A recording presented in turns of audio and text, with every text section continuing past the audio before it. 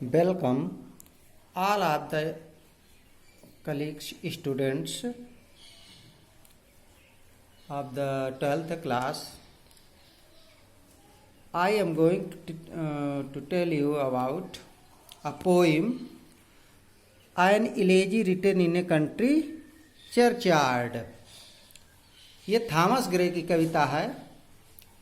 N elegy, इसका title देखिए, an elegy, एक शोक गीत, written in a country churchyard, एक देहात क्षेत्र के सुदूर देहात क्षेत्र का ये वर्णन कर रहा है, एक चर्चयार्ड कब्रिस्तान का, जहाँ पर चर्च में लोग दफनाए जाते हैं, वहाँ का एक शोक गीत। इसमें साधारण मनुष्य के ऊपर, जनरल कॉमन पीपल के ऊपर राइटर का थोड़ा प्यार गया है और वो उनके बारे में लिखना चाहता है, जिनके बारे में जो अच्छे काम करते हैं और उन्हें कोई नहीं जानता है।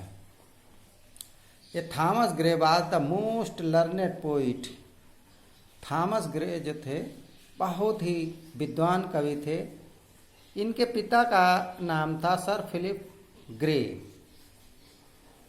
सर फिलिप ग्रे जो बहुत ही क्रूर थे, but his mother was very kind, लेकिन इनकी माताजी बहुत ही दयालु थी।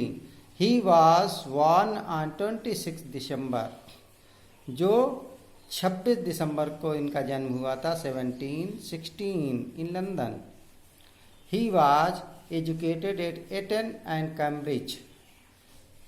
जो लंदन के एटन और कैम्ब्रिज विश्वविद्यालय में इनकी एजुकेशन हुई। He was the professor of history in Cambridge.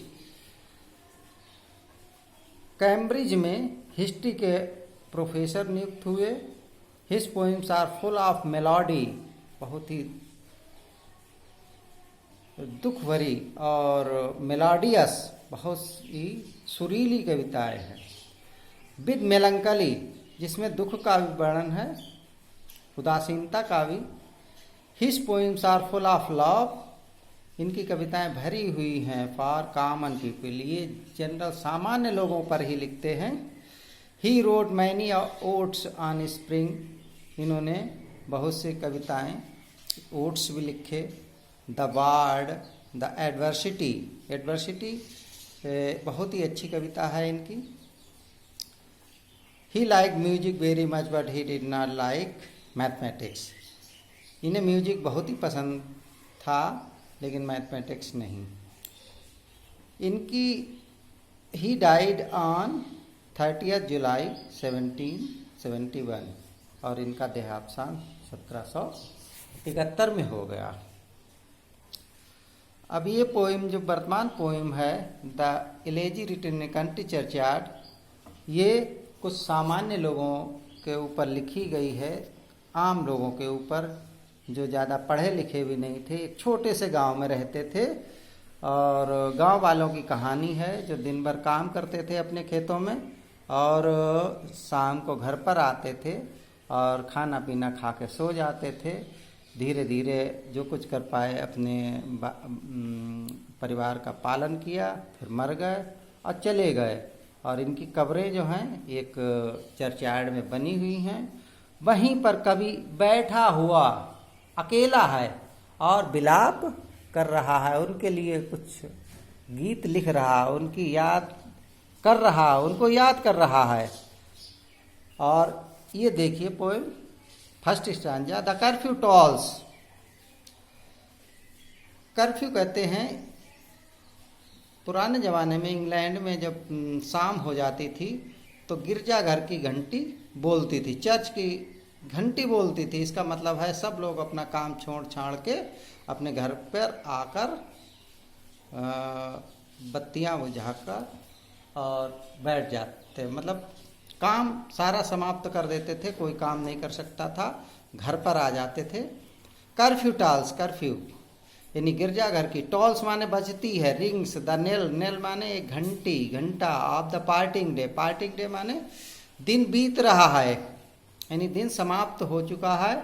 और इसलिए सब लोगों को पता होता था गिरजाघर की घंटी बोलती है तो वो सिंबल होता है कि हम सब लोग काम छोड़ दें और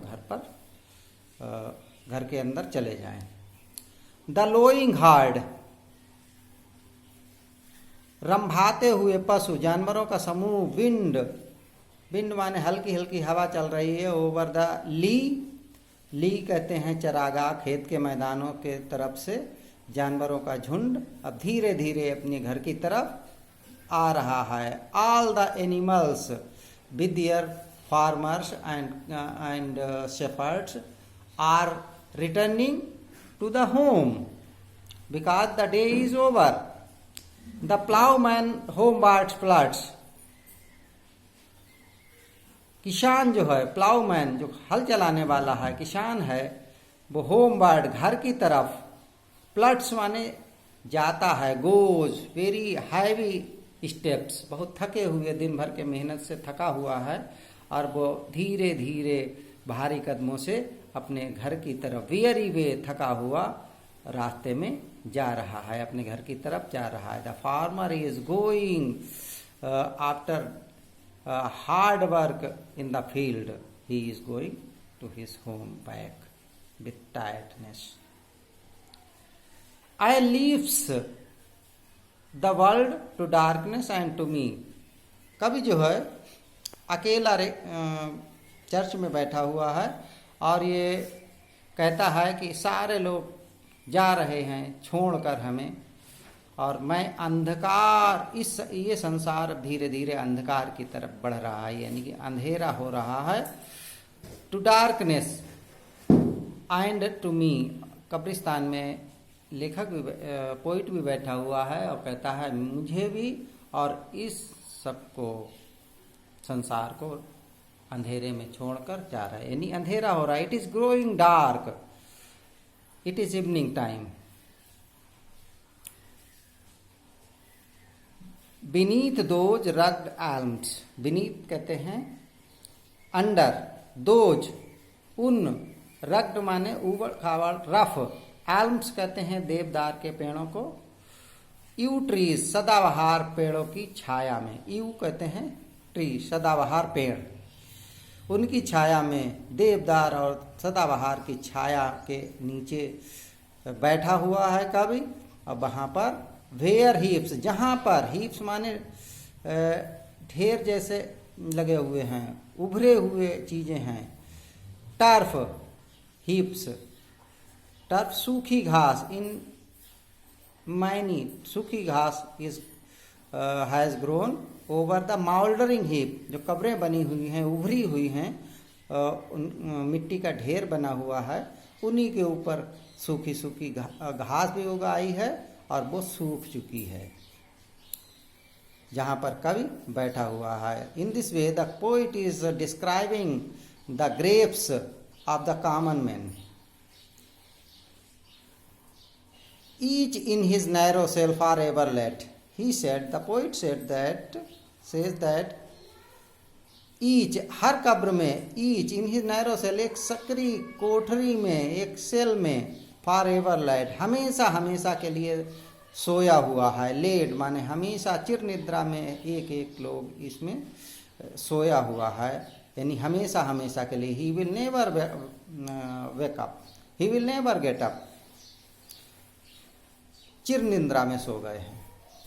the rude forefathers of the hamlet scene, poet says that rude, जो असभ्य, अनपढ़, अनकल्चर्ड, फोर फादर्स, पूर्वज जो थे, एंसेस्टर्स थे इस गांव के, of the Hamlet, Hamlet is a small village, वो सोए हुए, स्लीप माने सोए हुए हैं, जो असभ्य या कहना चाहिए uncultured, uneducated, illiterate, forefathers, ancestors of this small village have been sleeping for a long time and they have slept in their narrow cell and they will never get up. The breezy call of the incense breathing one, सुबह सुबह की हल्की हल्की ठंडी ठंडी हवा बह रही है। द इंसेंस ब्रीदिंग मार, जो सुगंध से युक्त है, सेंटेड एयर ब्रीदिंग बह रही है। मॉर्निंग मीन्स मॉर्निंग की है, मॉर्निंग के समय सुबह की अच्छी सुंदर सुगंधित हवा इस blowing slowly. The swallow twittering. Swallow कहते हैं अबाबिल पक्षी को, छोटे छोटे चिड़ियाँ. Twittering चहचहा रही हैं. Chirping from their straw-built shed, जो उनके घोंसले हैं या जो जहाँ पर गांव के सुबह सुबह छप्पर पे मुंडेर पे बैठकर और वो वहाँ से चिड़ियाँ चहचहाने लगती हैं. In this way we see that the poet is describing the very rural area of the country where no poet has written in so description in detailed. That's why we say that Thomas Gray was a pastoral poet, and he always wrote on the common people, on the general people. Next stanza. The cock's shrill clarion, it is the time of morning. मुर्गे जो हैं उनकी तीखी आवाज clarion बोल रही है. Meaning is that it is early morning and cocks are also crowing or echoing horn. Early in the morning, सुबह सुबह जो है शिकारी जो हैं कुछ जानवरों का आखेट करने के लिए, शिकार करने के लिए घर से निकल पड़ते हैं और वो इधर उधर जाके भोंपू और आवाज करते हैं, वो बजाने लगे हैं. No more shall there. The poet says that there is a lot of noise here and there. Good breeze of the scented air is blowing. Birds are twittering from their nests, straw-built sheds, and cock is also crowing. And the hunter's horn is also blowing. But no more shall rouse, लेकिन कोई भी इन्हें नहीं जगा पाएगा. Them माने उनको जो एंसेस्टर्स हैं, जो सोए हुए हैं, फ्रॉम द लोली बेड, जो अपने निचले बिस्तरों में सोए हुए हैं, उनको कोई भी जगा नहीं पाएगा. Rouse, no more shall Rouse, कोई भी आवाज उनको नहीं जगा पाएगी, उठा नहीं पाएगी उन्हें अपनी कब्रों से. यानी कि वो हमेशा हमेशा के लिए सोए हुए हैं इन चिर निद्रा में. Let not ambition mock their useful toil. This is the next stanza and it is very important. This stanza often comes in the board exam also for explanation. Let not ambition mock their useful toil. Ambition कहते हैं महत्वाकांक्षा को. यहाँ पे महत्वाकांक्षा को personify किया गया है, मानवीकरण अलंकार से युक्त किया गया है. मॉक देयर यूजफुल टॉय, यानी महत्वाकांक्षी लोगों को should not laugh at the poor common people who have been buried in the churchyard.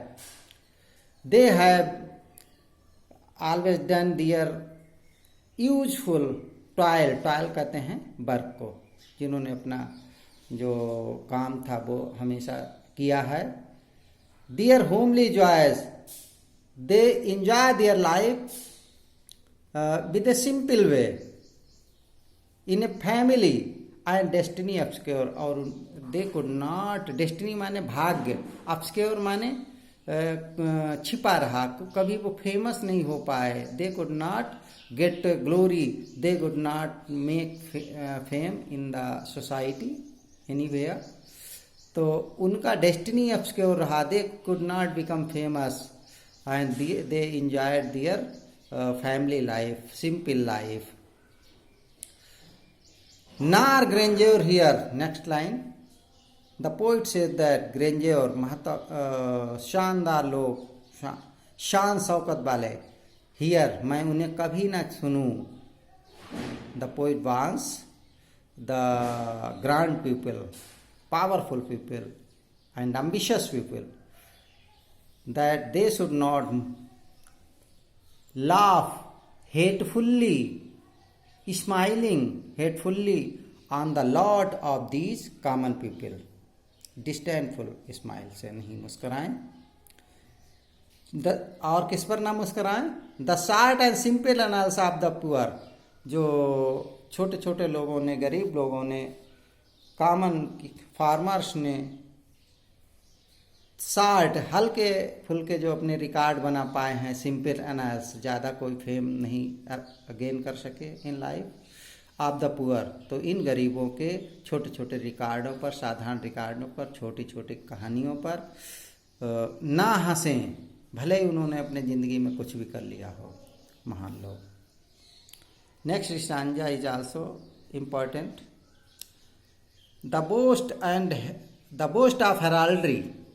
The poet says that the boast of heraldry. Herald कहते थे in the ancient time the persons who leads the king, before the king, who always the officers go before the prince and king, so that the whole of the way should be safe and the people could be make aware of the coming of the prince or Kings.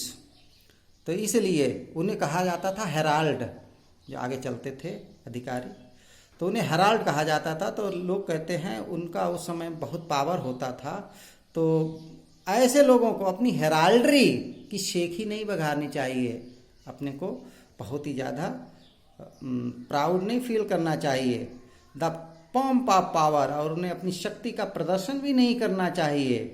They should not show the pump of power, show of power, that they are very beautiful. They should not boast on their power and anything. And all that beauty, और जो भी सारी सुंदर चीज़ें उन्होंने gain की हैं life में, और जो उनके पास हैं, and all that wealth ever gave, जो भी उन्होंने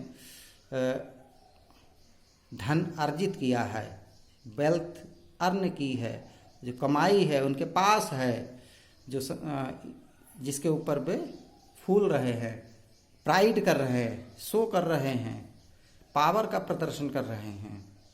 the poet wants them that awaits iliac. ये सारी चीज़ें उनका उसी समय, उसी समान रूप से इंतजार करते हैं. इनएविटेबल आवर, वो अवश्यम भावी घड़ी का, यानी कि जिसे कोई टाल नहीं सकता. इनएविटेबल यानी कि that is the symbol of death, यानी मौत को कोई टाल नहीं सकता. तो उस मौत उन्हें भी आएगी जो पावरफुल हैं, जो रिच हैं, संपन्न हैं, और जो शेखी बघारते हैं,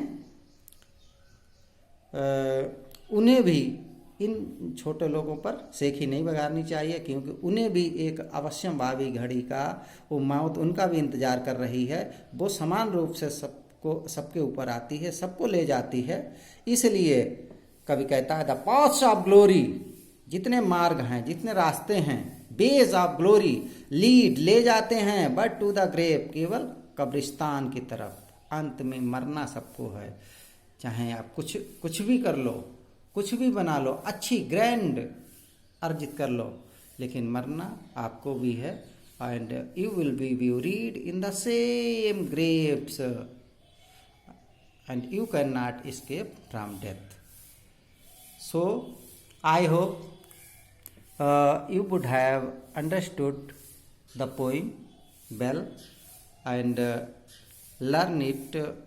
Write comment also, and if you understand that I like the poem, you like the poem and explanation, then subscribe it.